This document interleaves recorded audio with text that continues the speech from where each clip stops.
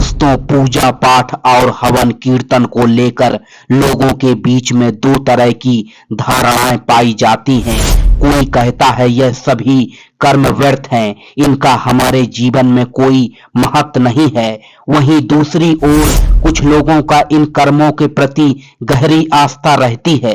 ऐसे में निर्णय करना बड़ी मुश्किल होता है कि पूजा पाठ जैसे कर्म फल दायक हैं या नहीं। हमारी इसी उलझन का उत्तर महात्मा बुद्ध ने बड़ी सरल भाषा में दिया है। दोस्तों, कहानी में आगे बढ़ें इसके पहले चैनल को सब्सक्राइब अवश्य कर देना। एक बार महात्मा बुद्ध एक मुनि के आश्रम में जाते हैं। जिस समय बुद्ध जी आश्रम में प्रवेश करते हैं, वहां के मुनि अपने शिष्यों को उपदेश दे रहे थे।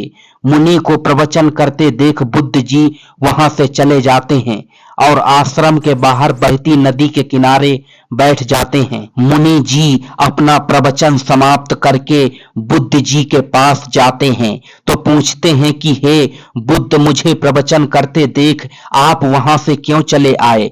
तब बुद्ध जी कहते हैं कि हे मुनिराज, अगर मैं वहां रुकता तो आपके प्रवचन सुनकर मेरे मन में कई प्रकार के प्रश्न उठते और उस समय आपसे कोई भी प्रश्न करना उचित नहीं था और वहां रुकना दुविधा में डालने के बराबर होता, इसलिए मैं वहां से चला आया। तब मुनि जी कहते हैं, अब तो मेरे सिवाय यहाँ पर कोई नहीं है, जो चाहे आप मुझसे पूछ सकते हो। बुद्ध जी कहते हैं, हे मुनिराज, क्या आप मानते हैं कि दुख का कोई अस्तित्व है? तो मुनि जी उत्तर देते हैं, हाँ बिल्कुल मैं मानता हूं कि दुख का अस्तित्व होता है। क्या आप मानते हैं कि दुख के कारण है? तब मुनि जी कहते हैं, दुख के कारण तो अवश्य है। बड़ी उत्सुकता से मुनि जी से पूछते हैं कि अगर कारण है तो उसका निवारण जरूर होगा।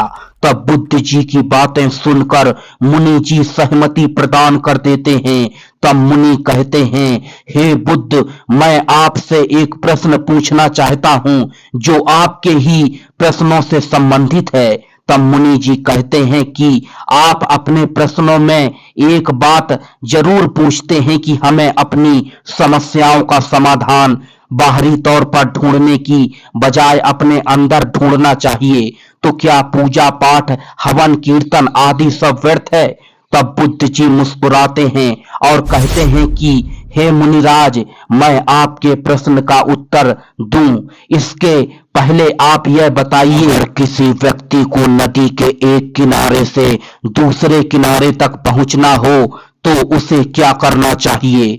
तब मुनि जी कहते हैं, अगर नदी का पानी गहरा ना हो तो वह चलकर दूसरी पार जा सकता है। अगर नदी का पानी गहरा हो तो वह नाव की मदद से पहुंच सकता है। अगर उस व्यक्ति को तैरना आता हो तो वह तैरकर भी एक किनारे से दूसरे किनारे को जा सकता है। तब बुद्ध जी कहते हैं कि वह व्यक्ति ना तो चलकर जाना चाहता है, ना ही तैरकर, और ना ही वह नाव से जाना चाहता है। तो कृपया बताइए कि वह व्यक्ति नदी के दूसरी पार कैसे जाएगा? तब मुनि जी उत्तर देते हैं, ऐसा व्यक्ति तो महामूर्ख कहलाएगा। बुद्ध जी कहते हैं, आपने बिल्कुल सत्य कहा। इसी प्रकार आप कितने ही पूजा पाठ करने, हवन कीर्तन करने, जब तक आप स्वयं अपनी समस्याओं को, परेशानियों को और दुख को और कठिनाइयों को पार करके सुख के किनारे तक नहीं पहुंचना चाहेंगे, खुद प्रयास नहीं करेंगे, तब तक आप इससे नहीं बच पाएंगे। बुद्ध जी का जवाब सुनकर मुनि जी बुद्ध जी के चरणों में गिर पड़े और कहने लगे, हे प्रभु, इतनी जटिल बात को आपने मुझे कितनी सरल भाषा में समझा दिया।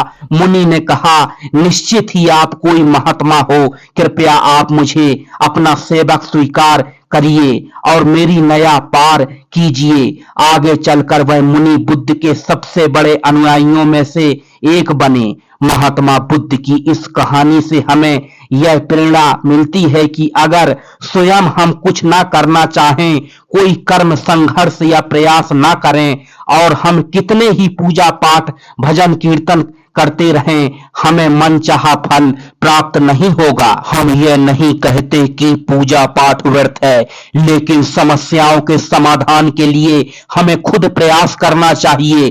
पूजा पाठ आपको आत्मशक्ति और आत्मबोध कराती है और आपको सकारात्मकता प्रदान होगी, लेकिन इन कर्मों के साथ साथ आपको प्रयास करने होंगे ताकि आप मनचाहा फल प्राप्त कर सकें। तो मित्रों, हम उम्मीद करते हैं कि महात्मा बुद्ध से जुड़ी यह कहानी आपको पसंद आई होगी।